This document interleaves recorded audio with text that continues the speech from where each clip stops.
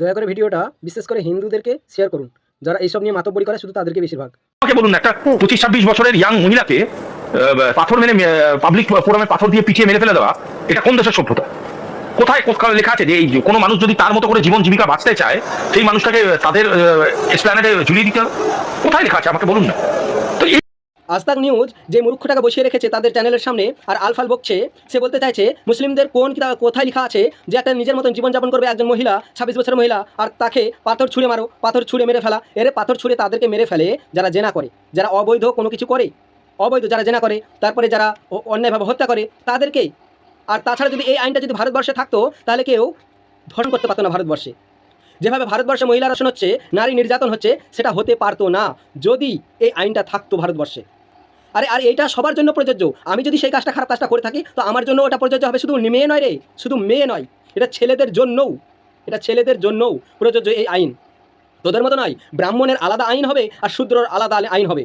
যে আমি একজন যদি মৌলবি সে খারাপ কাজটা করে, তো সেই মৌলবিকে মৃত্যুদণ্ড দিতে হবে। এটাই হচ্ছে ইসলামিক আইন। সেই মৌলবি নয় বলে তার হবে শাস্তি, আর মৌলবি বলে তার হবে না তা নয়। একটা মৌলবিকে, আলিমকেও সেই শাস্তি ভোগ করতে হবে। আর তোদের ধর্মে দেখ, মনুসংহিতা অষ্টম অধ্যায় দেখে নিস, ভালো করে দেখে নিস, মিথ্যা কথা বলছি না, তা তোদের গ্রন্থটা দেখে নিস। এই দেখ মনুসংহিতা, এটা হচ্ছে মনুসংহিতা।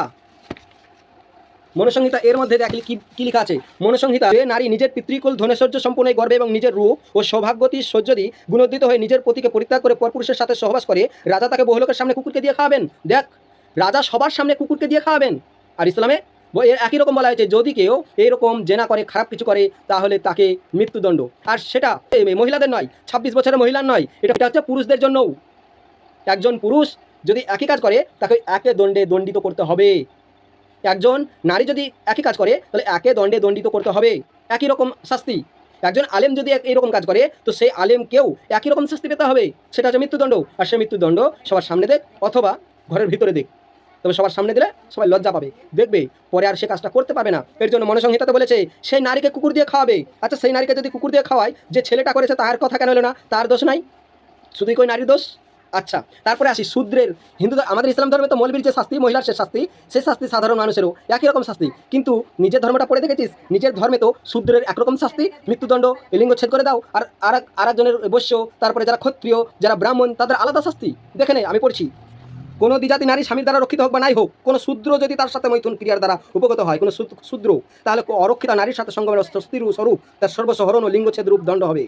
মানে যদি একজন যে পথে পথে বেড়ায় না, যে কোনো মানে সুরক্ষিত নারী যদি না হয়, তারপর যদি সেই নারীটার সঙ্গে কোনো শূদ্র যদি কোনো খারাপ কাজ করে, তাহলে তাকে দিতে হবে, লিঙ্গচ্ছেদ করে দিতে হবে, আর তাকে সর্বস্ব হরণ করে নিতে হবে। আর যদি রক্ষিতা নারীর সঙ্গে, যে দেখভাল করার মানুষ আছে, তার সঙ্গে যদি এরকম কাজ করে যে নিজেকে সংযম রাখে, যেরকম আমাদের মুসলমান মেয়েরা বুরখা পরে নিজেকে ঢেকে রাখে, কারোর আই করতে দেয় না, তারপরে সেই রকমভাবে যদি হিন্দু মেয়েরা থাকে, তো শূদ্র যদি করে ফেলে কিছু, যদি ধর্ষণ করে ফেলে, তাহলে তাদের শাস্তি হবে সর্বস্ব হরণ এবং মরণদণ্ড। এটা হচ্ছে 374 নম্বর শ্লোক, 374 নম্বর শ্লোক অষ্টম অধ্যায়ের মনুসংহিতা অষ্টম অধ্যায় 374 নম্বর শ্লোকে এই কথাটা বলা হয়েছে। আগে নিজের ধর্মটা পড়ে দেখ, তারপরে তো অন্যের ধর্মে নিয়ে কথা বলবি। যদি কোনো নারী, এখানে তো আমরা দেখলাম, কিছুক্ষণ আগে দেখলাম, শূদ্রকে মৃত্যুদণ্ড দিতে বলা হয়েছে। সে মহিলা মানে রক্ষিত হোক বা অরক্ষিত হোক, সেই মহিলাকে যদি কেউ ধর্ষণ করে বা কিছু করে শূদ্ররা, তাহলে তাদের মৃত্যুদণ্ড না লিঙ্গচ্ছেদ। কিন্তু যেখানে বৈশ্য আর ক্ষত্রিয়, এরা একটু উঁচু অবস্থায় আছে, তাহলে এদের কি শাস্তি আছে? দেখা যাক মৃত্যুদণ্ড কিনা। এখানে বলছে 375 নম্বর শ্লোক অষ্টম অধ্যায়ের মনুসংহিতা অষ্টম অধ্যায় 375 নম্বর শ্লোক, স্বামী প্রভৃতি দ্বারা রক্ষিতা ব্রাহ্মণীকে যদি কোনো বৈশ্য গোপনে সম্ভোগ করে, তবে তাকে 1 বৎসর কারারুদ্ধ করে তার সর্বস্ব হরণ করতে হবে।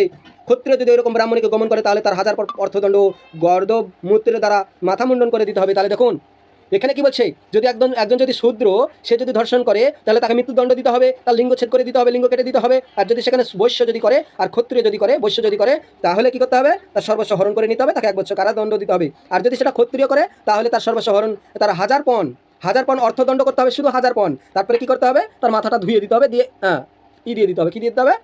ঘোল ঢেলে দিতে হবে, মাথা মুন্ডন করে দিতে হবে। তারপর বলছে বৈশ্য এবং ক্ষত্রিয় জাতীয় পুরুষ যদি অরক্ষিত ব্রাহ্মণীতে গমন করে, তবে বৈশ্যের 500 পণ দণ্ড এবং ক্ষত্রিয়ের 1000 পণ দণ্ড হবে। বৈশ্যের 500 পণ দণ্ড হবে, আর যদি ক্ষত্রিয়ের হয় তাহলে 1000 হবে, যদি সে রক্ষিত নারীর প্রতি যদি করে।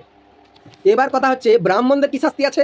ব্রাহ্মণ যে কোনো পাপ বা অপরাধী করুক না কেন, যত কিছু অপরাধ আছে, সে সবগুলি একসাথে অনুষ্ঠান করলেও রাজা তাকে হত্যা করবেন না, পরন্ত সমস্ত ধ্যানের সাথে অক্ষত শরীরে তাকে রাষ্ট্র থেকে নির্বাসিত করবেন, মতান্তরে তার সমস্ত ধন সম্পত্তি কেড়ে নিয়ে সর্বান্ত করে তাতে নির্বাসনে পাঠাবেন। নির্বাসনে শুধু পাঠাতে হবে, কিচ্ছু করতে হবে না। যদি কোনো ব্রাহ্মণ এরকম করে তাহলে নির্বাসনে পাঠাতে হবে। এটা হচ্ছে 380 নম্বর শ্লোক অষ্টম অধ্যায়ের মনুসংহিতা। মনুসংহিতা অষ্টম অধ্যায়ের 379 নম্বর শ্লোকে কি বলছে? প্রাণদণ্ডের যোগ্য অপরাধে ব্রাহ্মণদের মাথা মুড়িয়ে দেওয়াই দণ্ড হবে। যদি প্রাণদণ্ডের কোনো অপরাধযোগ্য হয় ব্রাহ্মণের, তাহলে শুধু তাকে মাথা মুন্ডন করে দিলেই হবে, আর কিচ্ছু করতে হবে না। ক্ষত্রিয় প্রভৃতি অন্যের বর্ণের পক্ষে বদাদি প্রাণদণ্ড বিধিও, এই হলো শাস্ত্রের বিধান। এটা হচ্ছে মনুসংহিতা অষ্টম অধ্যায়। মনুসংহিতা দেখে নিক ভালো করে। মনুসংহিতা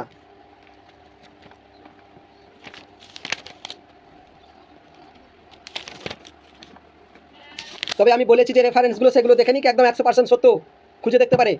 যদি ভিডিওটা ভালো লাগে লাইক কমেন্ট শেয়ার করবেন আর সাবস্ক্রাইব করবেন চ্যানেলটিকে। আর যদি ফেসবুক থেকে দেখেন তাহলে অবশ্যই ফলো করবেন।